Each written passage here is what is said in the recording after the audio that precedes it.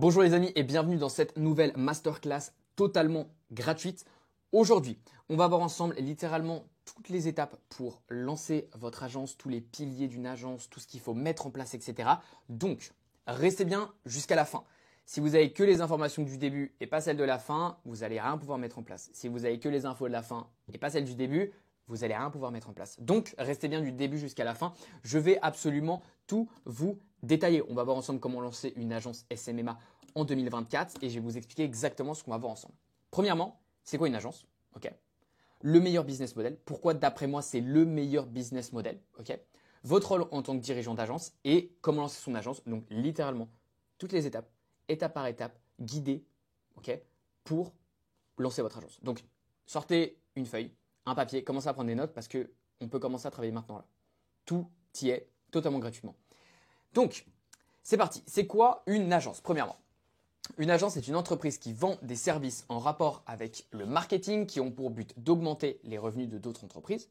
Donc par exemple, vous allez proposer de la création de contenu sur Instagram, vous allez proposer des campagnes publicitaires, donc ça veut dire que vous allez manager les réseaux d'une autre entreprise, créer les publicités et manager les campagnes d'autres entreprises, ou de leur email, ou du SEO, etc. Ça peut être plein de choses.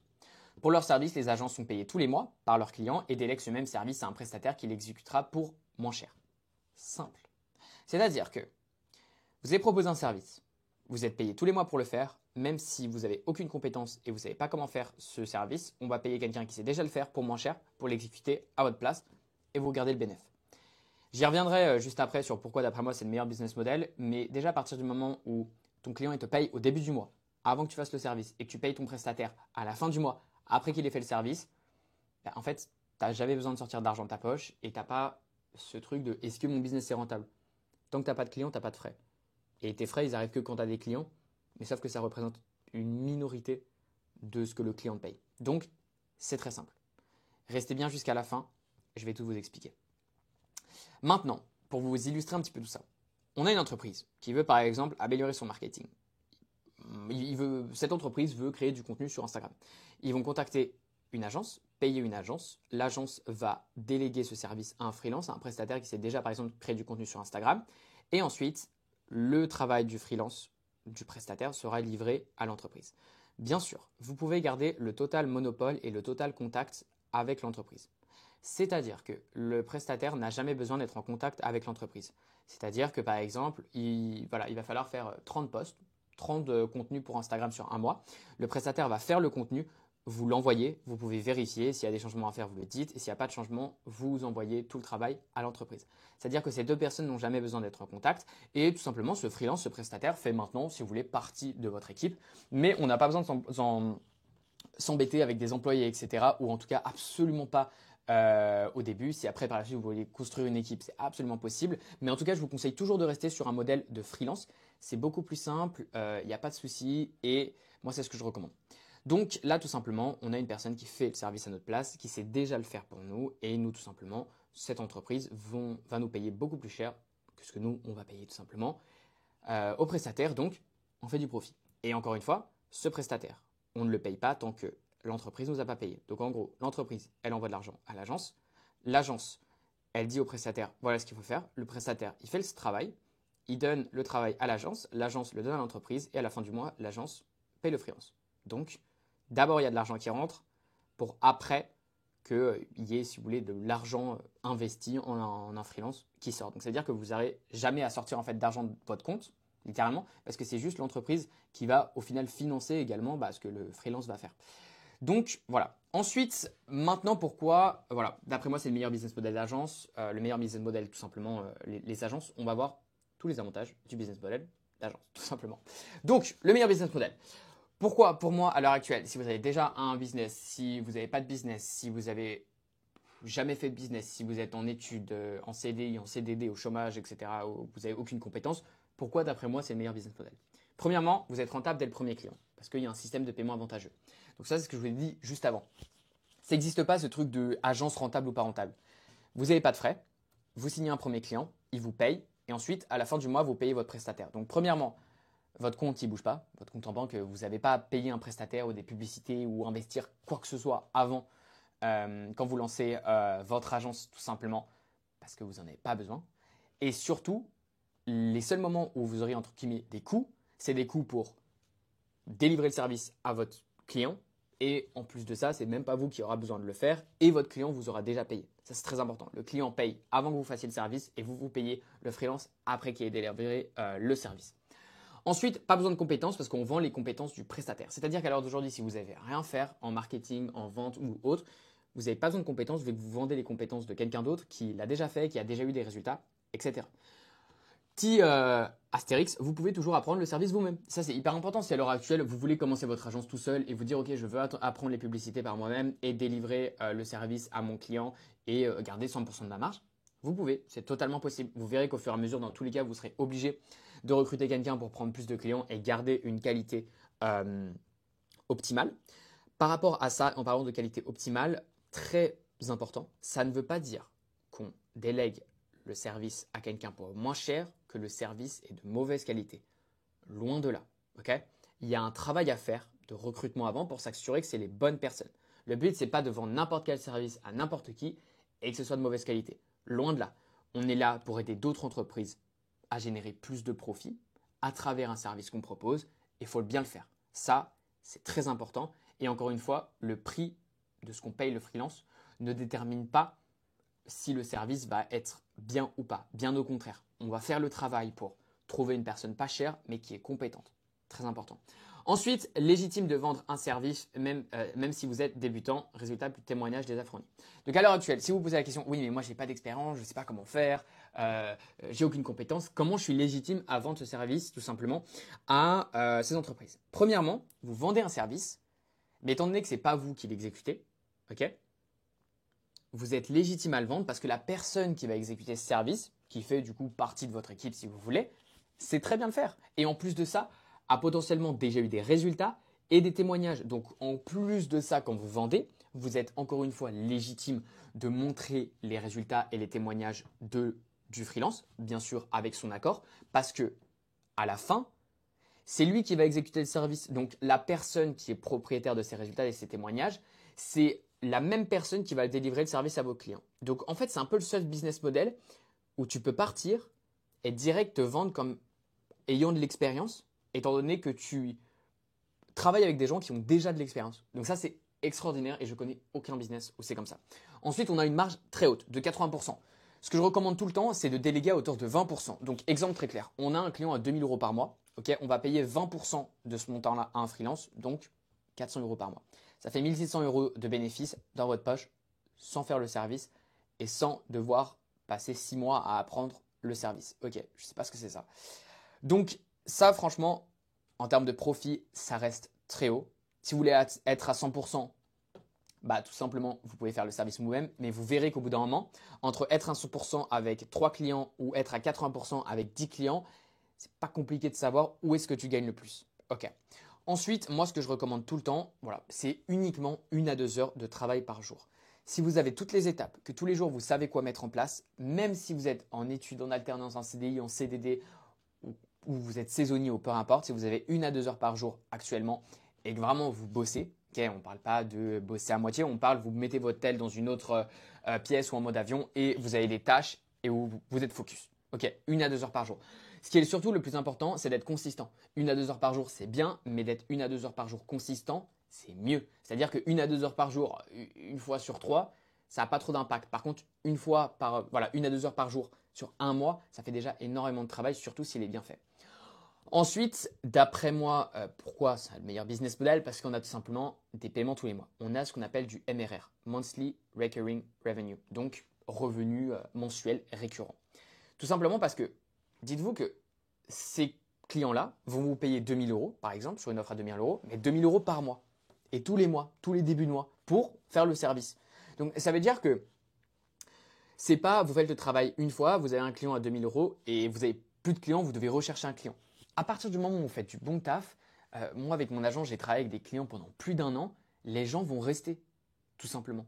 Donc la meilleure manière en fait d'avoir des clients sur le long terme, c'est avec du MRR parce qu'ils ont payé une fois et s'ils veulent continuer, il va falloir qu'ils continuent qu'ils paient. Également, un petit peu comme un abonnement si vous voulez. En plus de ça, on peut avoir une prédictibilité de vos revenus qui est excellente. Pourquoi? Parce qu'on peut mettre un engagement dans votre offre. C'est-à-dire que vous pouvez tout simplement dire à un potentiel client, OK, là, si on travaille ensemble, ce sera 2 000 € par mois et nous, on fixe un engagement de 3 mois minimum pour avoir tout simplement des résultats. Donc, c'est-à-dire que le client va être obligé de travailler avec vous pendant minimum 3 mois. Encore une fois, vous faites bien le taf, le client, il va rester. Mais ça veut dire qu'au minimum, vous avez, si vous voulez, un prévisionnel de 3 mois. Ça veut dire que vous savez sur 3 mois, avec ce client, vous allez prendre 2 000 € sur les 3 mois. Donc, au final, vous closez un client qui au moins vous rapportera 6 000 € à 80% de marge, 4 008. Donc voilà, en un client engagement sur 3 mois, vous prenez 5 000. Donc je connais aucun autre business pareil où vous pouvez prendre, si vous voulez, autant de cash flow et surtout d'avoir une visibilité sur vos revenus. Parce que le but de votre agence, c'est pas du tout de vous dire « Ok, ce mois-ci, j'ai plein de clients, ça se trouve, le mois prochain, ils partent tous. » Non, déjà, on fait bien le travail et en plus de ça, on a un engagement. Dernier point, l'investissement de départ, il est tout simplement vraiment minime. Il n'y a pas besoin de beaucoup de temps et tout simplement, n'importe qui peut commencer, même sans compétences. Maintenant, on va passer à la suite, votre rôle en tant que dirigeant d'agence. Je pense que vous l'avez compris, mais votre rôle, c'est pas de gérer le service. Votre rôle, c'est de faire croître l'agence, donc de tout simplement d'avoir plus de clients, d'aller chercher et de closer plus de clients. Au fur et à mesure, vous allez voir que vous allez avoir un petit peu plus des équipes pour tout ça. Là, par exemple, dans mon agence, j'ai une équipe qui s'occupe de trouver les leads, donc de trouver les potentiels clients, de les contacter, de réserver des appels de vente à ma place. J'ai un closer, donc ça, c'est une deuxième équipe qui s'occupe tout simplement de closer les clients à ma place. Et ensuite, j'ai une troisième équipe qui s'occupe du service. Donc au final, toute mon agence est déléguée. Donc le but d'un gérant d'agence, c'est toujours de faire croître l'agence. Et ça passe par avoir plus de clients et augmenter vos revenus. Et également de recruter les bonnes personnes. Ça, c'est hyper important. Déléguer son travail à d'autres personnes, c'est bien. Bien déléguer son travail à d'autres personnes, c'est mieux. Parce que le but, c'est pas on délègue, c'est moins bien. Non, on délègue, ça doit être tout simplement mieux. Parce que vous, en tant que dirigeant d'agence, vous avez un petit peu toutes les casquettes. Vous avez la casquette du service, la casquette de la vente, la casquette du management de clients, la casquette de trouver les clients, etc. Donc, vous ne pouvez pas être excellent partout. Sauf qu'une personne à qui vous déléguez qui fait que des ads toute la journée, elle sera forcément meilleure que vous. Et elle sera mieux délivrer votre service à votre place. Donc voilà, maintenant, comment lancer son agence? Première étape. Donc là, prenez des notes, sortez vos calepins, sortez les iPads, OK. Première étape, choisir sa niche. Étape 1A, cible de clients. Fais une liste de business avec lesquels tu aimerais travailler ou dans lesquels tu as déjà des connaissances. Moi, ce que je recommande, le mieux dans le business, c'est que tu puisses travailler avec des gens sur lesquels l'industrie où ils travaillent, soit ça te plaît, soit tu as déjà des connaissances. OK? C'est super parce que tu pars avec un avantage. Si demain, tu n'as pas trop d'idées de ce qui te plaît et si tu n'as pas de connaissances, c'est pas grave si tu prends une niche ou une cible de client où tu ne te dis pas c'est ma passion. OK? Dans le business, le business et nos passions, c'est séparé. Si on peut combler les deux, c'est tant mieux. Si on ne peut pas, c'est pas grave. Pour vous donner un petit peu des exemples, OK, on va avoir deux types de cibles de clients. Ce qu'on appelle local business. Donc ça, c'est tout ce qui est en physique. Les restaurants, les agences immobilières. Ensuite, on va avoir les business en ligne. Par exemple, les SaaS, donc par exemple les logiciels. Par exemple, là, Loom, c'est un logiciel, c'est un SaaS. Tout simplement, c'est un business en ligne parce que Loom n'a pas d'entreprise physique. Il ne vend pas le logiciel en physique. C'est quelque chose de digital. Les coachs sportifs, c'est la même chose. Les coachs sportifs ne vont pas forcément… soit on a les coachs sportifs en salle, je sais pas, Fitness Park, Basic Fit ou autre. Mais moi, je pense plus aux coachs sportifs sur Instagram qui vont par exemple vendre un programme, tout simplement, voilà, au niveau du sport. Et c'est un programme digital. Donc, on va vraiment avoir deux types de business, si vous voulez, un en ligne et un physique. Là, moi, ce que je vous recommande, c'est de trouver une base à partir de laquelle vous aimez bien, si vous aimez bien le sport ou si vous avez déjà des connaissances. Maintenant, on va tout simplement passer à la suite. Donc, étape suivante, vérifier sa niche. Donc, je vais décaler ça, tac. Votre niche, donc c'est tout simplement votre type de client, l'industrie dans laquelle vous allez travailler, avec voilà, quel type de client vous allez travailler. Dites-vous que votre niche, c'est un petit peu comme les fondations d'un building. Si les fondations d'un building elles sont mauvaises, le building il s'écroule. Et bah si vous n'avez pas vérifié ces 4 points de votre niche, et bah c'est peu probable que vous arrivez à avoir des résultats. Parce que c'est qu'il y a un problème de marché. C'est-à-dire que si même demain vous avez la meilleure offre du monde, si pour ces 4 aspects les personnes peuvent pas en fait suivre ou correspondent pas, bah en fait ça peut pas marcher. Donc c'est hyper important de partir avec cette base solide. Premièrement, focaliser le budget nécessaire. Pourquoi? Pour dépasser les 5K par mois, okay, notamment voilà, je sais pas, atteindre 3K, atteindre 5K par mois, il faut pricer high ticket.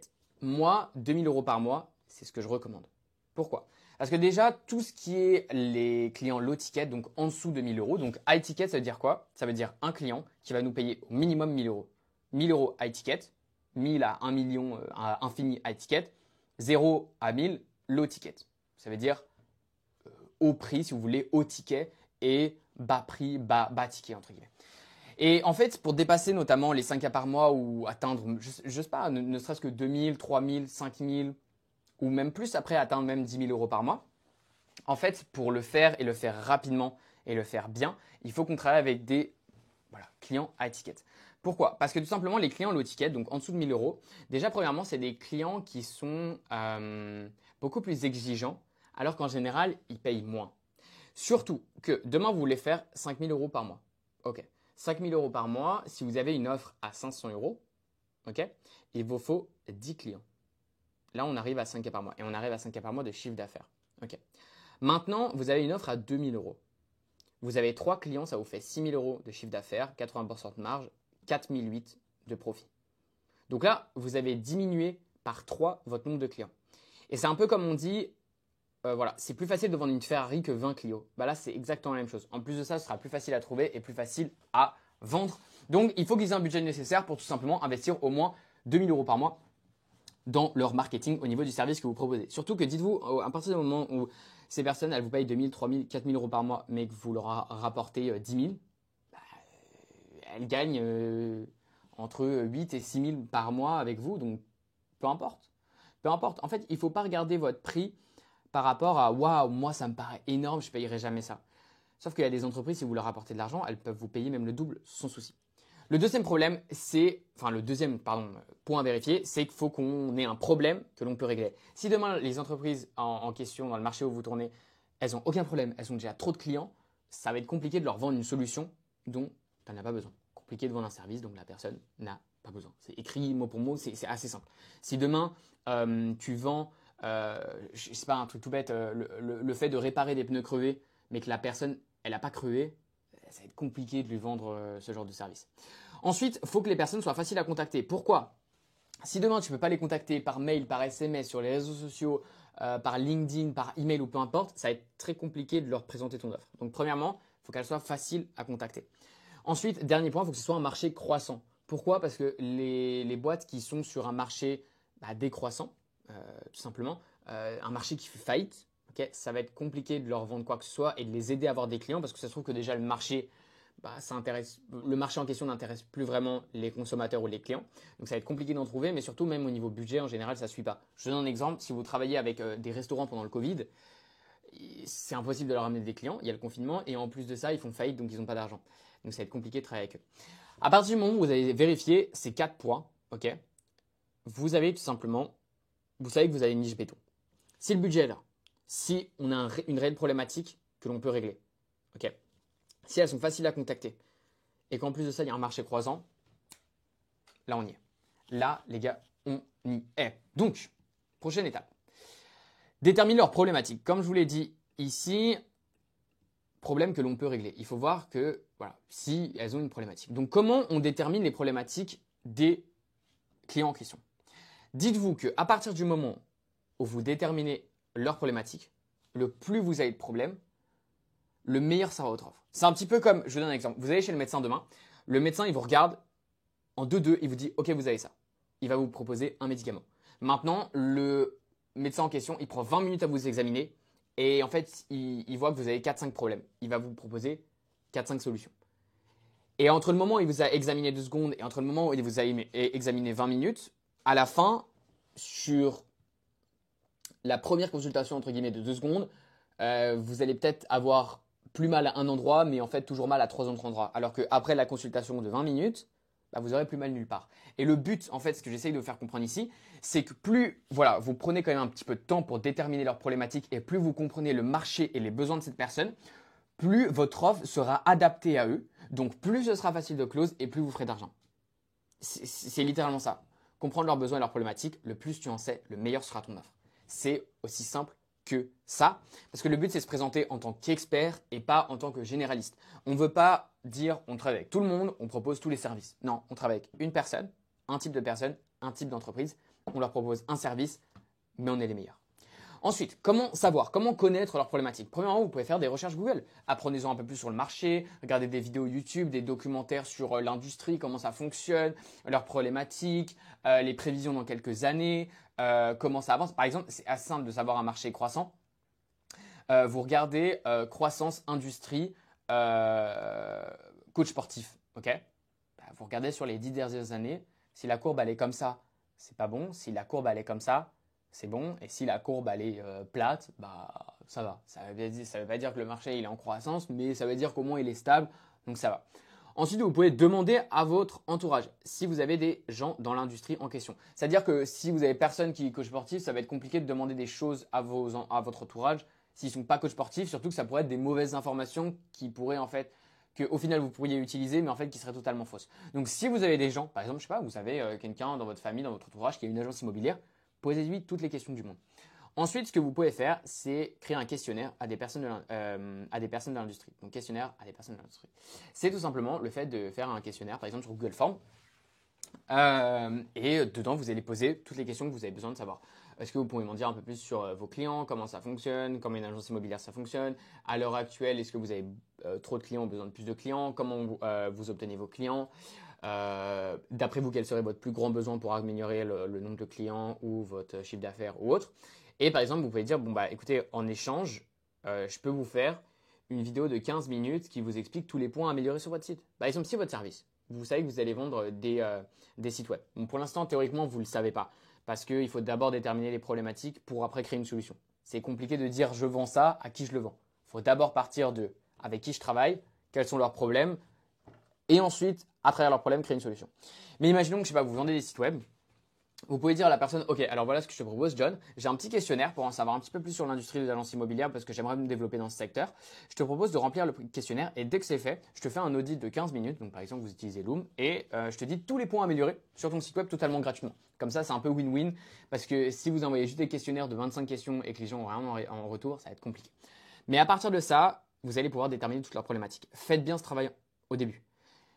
Si vous ne faites pas bien ce travail, ça aura un impact sur votre offre. Si vous ne faites pas bien le premier travail, ça aura un impact sur tout parce que vous partirez avec la mauvaise cible de clients. Ensuite, créer une offre irrésistible, c'est probablement un des aspects les plus importants. Donc, écoutez bien. C'est parti. Étape 2A, une offre irrésistible, c'est quoi? Une offre irrésistible, c'est une offre qui correspond exactement aux besoins de votre prospect et qui va permettre de lui faire atteindre sa situation désirée. Donc, je vais m'expliquer dans une seconde ce que c'est sa situation désirée. Là, comme je vous l'ai dit, on a des problématiques. Pour chacune des problématiques, on veut avoir une solution. Le plus on connaît les problématiques, le plus on propose de solutions, le plus cette offre est parfaite et irrésistible pour notre prospect. Surtout, bien sûr, après, on va l'améliorer avec une garantie, des bonus, un nom bien spécial pour la rendre irrésistible et absolument parfaite. Maintenant, on va voir ensemble tout simplement les 4 piliers d'une offre irrésistible. Donc, l'équation de l'offre irrésistible, qu'est-ce que c'est, comment ça fonctionne, etc. Quand vous allez présenter votre offre à votre prospect, il va regarder tout ce que vous proposez, il va regarder votre prix et il y a 4 éléments qui seront surtout importants pour lui. Premièrement, objectif final. Est-ce qu'avec votre offre, de manière générale, c'est possible d'atteindre l'objectif final? Par exemple, vous aidez les coachs sportifs à passer de 5 000 à 10 000 euros par mois avec une stratégie de contenu sur Instagram. Ok. Premièrement, le coach sportif en question, il va se demander, est-ce que c'est possible que j'atteigne 10 cas par mois avec mon business de coaching, avec cette offre? Est-ce que juste, c'est possible? Oui, c'est possible. Le plus c'est possible, à ses yeux, le mieux c'est.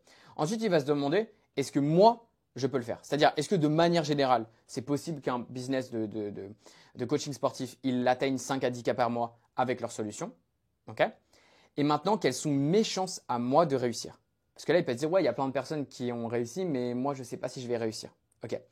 Plus ces deux aspects sont hauts, plus il est convaincu que cette solution peut faire passer un business de coaching sportif à 5 à 10 cas, et plus il est persuadé que ses chances de réussite sont très hauts parce que c'est pas compliqué à mettre en place et qu'il y a plein d'autres personnes qui l'ont fait et qui peuvent le faire aussi, mieux c'est. Ça, on veut que ces deux aspects tout simplement soient le plus haut possible. Ensuite, on a le temps.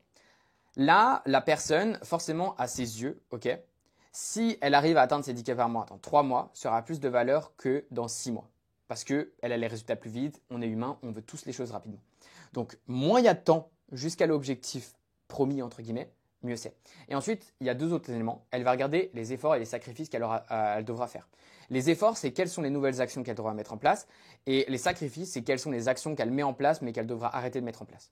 Donc en général, c'est des actions que tu aimes bien faire et que tu dois arrêter de mettre en place. Ok. En fait, c'est assez simple.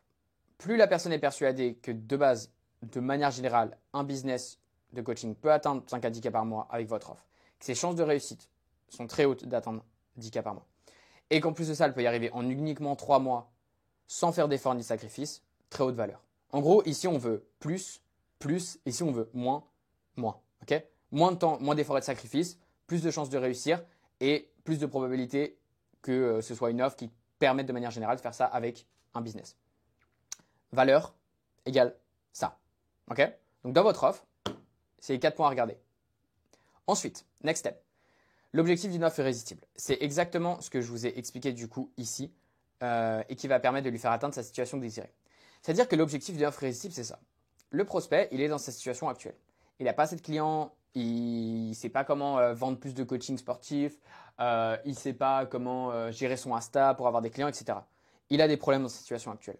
Le but, c'est de comprendre sa situation désirée et de dire, OK, toi, tu aimerais passer de 5 à 10 000 euros par mois avec ton business de coaching sportif, tu aimerais avoir plus de clients depuis Insta, d'avoir ton Insta managé automatiquement, de créer du contenu de qualité, etc. OK, notre offre, elle te permet de passer de ça à ça. C'est-à-dire que vous ne vendez pas le fait de faire du contenu sur Instagram, vous vendez le voyage. Vous vendez le fait que la personne va pouvoir passer de la galère au truc cool. Et c'est ça que vous vendez. Et c'est ça une offre irrésistible. Parce que là, je vois trop de personnes sur le marché qui disent ouais, on vend des publicités, les publicités c'est génial. Ensuite, en plus, on fait les meilleurs créatifs du monde, etc.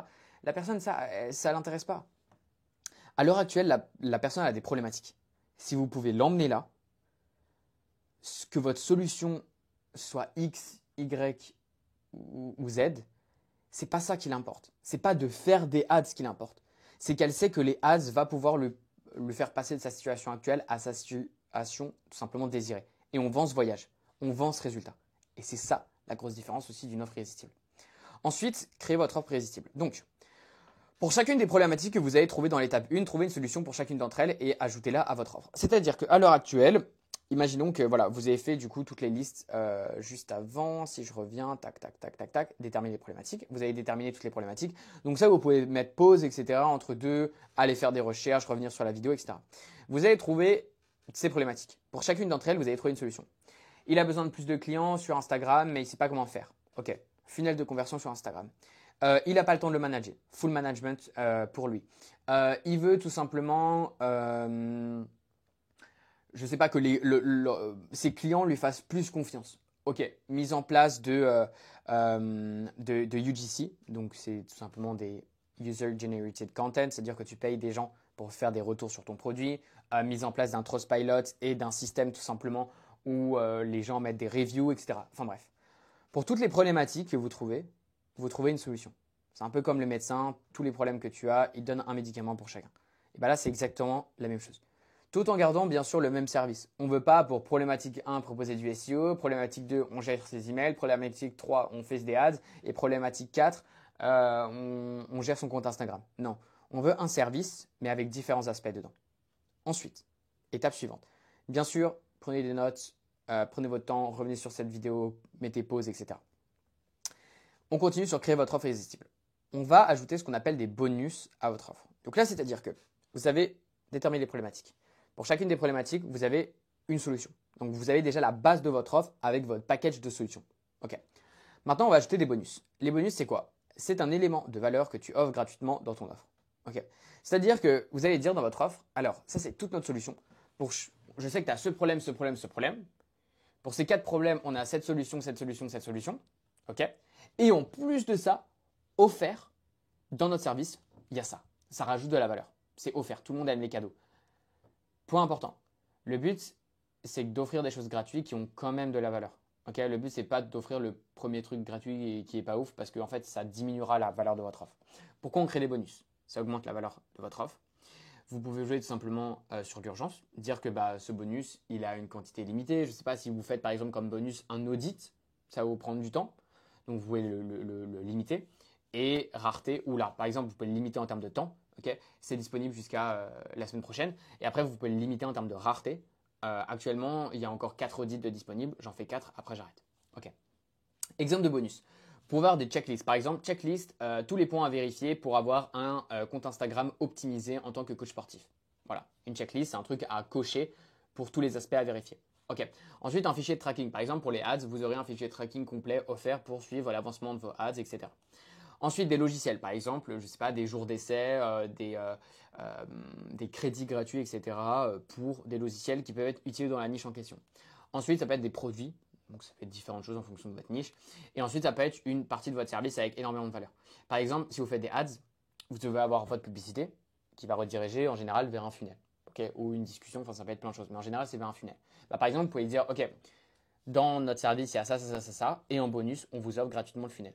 Théoriquement, le funnel, c'est pas comme s'il était gratuit offert et que vous allez pricer du coup 1000 balles de moins. C'est juste qu'à ses yeux, ça aura énormément de valeur. Ensuite, on continue. Créer votre entreprise, type pareil. Une garantie, c'est quoi? On a nos solutions, nos packages de solutions. On a nos bonus. OK? Maintenant, il nous faut une garantie. Une garantie, c'est une obligation contractuelle que le vendeur doit respecter et qui protège le client. C'est-à-dire que par exemple, vous allez lui dire, OK, on t'accompagne pour aller de 5 à 10 cas par mois avec ton business de coaching sportif. OK? Si dans 3 mois, tu n'as pas un tel résultat, bah, je continue de travailler avec toi jusqu'à ce que ce soit le cas. C'est un exemple de garantie. On va voir le framework juste après. L'avantage d'une garantie, c'est quoi? Probabilité de réussite aux yeux de votre prospect, elle est plus haute. C'est-à-dire que le but, comme on l'a vu dans l'équation de l'offre, c'est que la probabilité que le prospect à ses yeux réussisse soit très haute. Et le fait de promettre des résultats, bah, ça concrétise encore plus la chose.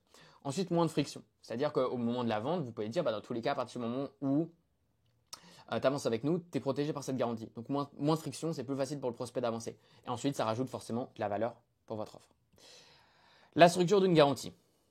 Résultat plus temps plus élément de friction plus sécurité. Exemple. On te garantit d'obtenir X nouveaux clients. Ok. X nouveaux clients. Résultat. En X jours, X mois. Temps. Sans augmenter ton coût par client. Élément de friction. Sécurité. Si nous n'y parvenons pas, on te rembourse. En fait, l'élément de friction, ça va être de dire, par exemple, on te garantit d'avoir X nouveaux clients sans rien faire. Élément de friction, ça pourrait être, ouais, mais je vais devoir le faire moi-même. Non, sans rien faire. Les résultats, bah, c'est le résultat, le temps que ça vous prend. Et la sécurité, c'est si vous atteignez pas le résultat en temps et avec l'élément de friction, c'est quoi la sécurité? Aussi simple que ça, j'ai envie de vous dire. Votre garantie, elle va évoluer au fur et à mesure de votre agence. Au début, vous n'allez pas pouvoir promettre des résultats ou vous n'allez pas pouvoir promettre une garantie ou rembourser. Donc, ce que vous pouvez faire, c'est par exemple, OK, si on ne fait pas mieux que vous le mois dernier, on travaille pour vous un mois de plus gratuitement. Ça vous coûte un mois de plus, mais au pire des cas, ça vous coûtera soit un peu de temps, soit un mois de prestataire. OK? Ce qui fera que bah, dans tous les cas, vous serez largement encore rentable parce que si le client, je sais pas, a travaillé avec vous pendant 3 mois, bah, vous avez sur une offre à 2000 euros plus de 5000 de profit. Donc là, au lieu de mettre à 4008 sur un prestataire à 400, vous serez à 4400. Mais par contre, vous pouvez proposer cette garantie. Et à partir du moment où vous faites bien votre taf et que la personne ne sait pas faire le service avant et que vous engagez la bonne personne, en fait, c'est quasiment sûr, même de votre côté, que vous ferez mieux que la personne. Donc voilà. Ça, c'est le dernier aspect. Maintenant, on va voir la finalité, si vous voulez, de l'offre. On a les solutions. On a les bonus. On a notre garantie. Maintenant, tout simplement, on va nommer votre offre. OK.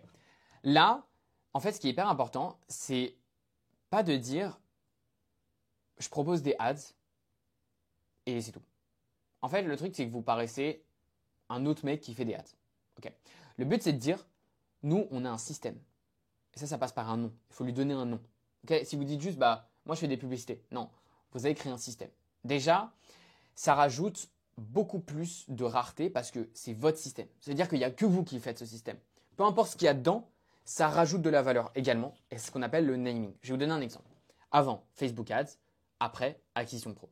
Emailing, Campaign Fast Track. Funnel, Conversion Boost. Création de contenu, Organic Launchpad. Donc là, c'est des noms en anglais, voilà. Mais le but, c'est juste de rajouter, si vous voulez, des adjectifs ou des mots pro, fast track, boost, launchpad ou peu importe, ça peut être en français, en anglais. Mais le but, c'est de dire, OK, avec notre système acquisition pro, on va vous aider à faire X, Y, Z. Et c'est beaucoup mieux qu'avec les publicités, on va vous occuper de faire, vous aider à faire X, Y, Z. Parce qu'avec les publicités, vous êtes 1 million à faire des publicités. Par contre, avec notre système Acquisition Pro, c'est votre Acquisition Pro, et il n'y a que vous tout simplement qui le faites. Ok. Ensuite, là, on a vu ensemble du coup choisir sa niche et créer une offre irrésistible. Ok, on a tout vu de A à Z. Maintenant, sur la partie pricing, comme je vous l'ai dit, moi je conseille de partir à partir de 2000 euros par mois. Ok, sur une offre à 2000 euros par mois. Le deuxième pricing que je recommande, si vous commencez et que vous ne vous sentez pas à l'aise de dire c'est 2000 euros par mois, vous pouvez commencer avec 1000 euros par mois ou par exemple 997 euros ou 999 euros. Mais ne dépassez jamais cette barre des 1000 euros. Et surtout, dites-vous que en fait, c'est pas compliqué de vendre, que ce soit à 1000 ou 2000 euros par mois. En fait, il faut juste le dire. Si votre offre elle est bonne, c'est le même process pour la vendre à 500 qu'à 2000. C'est juste qu'à la fin de votre appel, soit vous dites 500, soit vous dites 2000. Donc à la limite, si vous vous sentez à l'aise à dire 1000, bah dites 1000, ok? Mais descendez pas en dessous de cette barre. Et après, moi, ce que je recommande en général, c'est 2000. Et après, dès que vous avez des résultats, vous pouvez même augmenter votre offre, passer à 2005, 3005, etc. Ou même après partir sur des offres où vous avez un paiement mensuel, par exemple de 1500 euros, et après vous prenez un pourcentage de tout ce que votre client a généré comme chiffre d'affaires et que vous l'avez aidé à ça. Donc ça, c'est après dans une deuxième étape. Vous embêtez pas au niveau du pricing. Moi, ce que je conseille, c'est 2000. Si vous n'êtes vraiment pas à l'aise avec 2000, 997, mais descendez pas en dessous. Et après, si vous voulez mettre 1005, mettez 1005. Mais en gros, restez entre 1000 et 2000. Et voilà. Donc on a vu ensemble tout ce qu'il faut pour sa niche, tout ce qu'il faut pour créer une niche, donc tout ce qu'il faut pour choisir sa niche, choisir une niche rentable, vérifier tous les points, créer une offre irrésistible. Ok. Maintenant, si votre but après cette vidéo, c'est vraiment de passer à l'étape supérieure, ok, de lancer votre agence, de passer de la théorie à l'application, ok. Là, tout simplement, moi je peux vous accompagner, comme j'ai accompagné plus d'une centaine d'élèves à le faire, à choisir une niche rentable, créer toute votre offre irrésistible. Toute la partie acquisition client, comment trouver des clients, comment contacter des clients, comment closer ses clients, comment être payé pendant un appel, ok. Et également, voilà, tout ce qu'il faut dire pendant un appel pour closer ses clients et à la fin, déléguer son service. Sur toutes les étapes, je peux vous accompagner de A à Z. Si votre objectif, encore une fois, c'est de lancer votre agence et d'atteindre 5000 euros par mois d'ici les 90 prochains jours, donc d'ici les 3 prochains mois, réservez un appel en bio simplement. C'est un appel totalement gratuit. Le but, c'est de savoir un petit peu où vous en êtes et ensuite voir dans un second temps si je peux vous aider à lancer votre agence et je vous présenterai dans ces cas-là tout l'accompagnement. À la fin de cet appel, vous pouvez me dire oui, vous pouvez me dire non. Ça nous engage à absolument rien, mais au moins, ça nous permet de faire un premier point. Et si vous êtes vraiment déterminé à lancer votre agence et atteindre ces 5K par mois, je peux vous accompagner personnellement. C'est moi qui le fera pendant les 3 prochains mois, comme je l'ai fait voilà, avec plus d'une centaine d'élèves. Là, vous avez plein de résultats, tout simplement. 1350 euros, 1000 euros, 3 clients.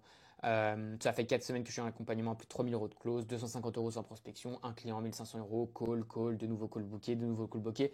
Des résultats, on en a plein. Encore une fois, si vous êtes déterminé, vous voulez lancer votre agence, atteindre ces 5K par mois, allez en bio, cliquez sur le lien, réservez un appel, c'est offert, c'est gratuit, ça nous engage absolument à rien.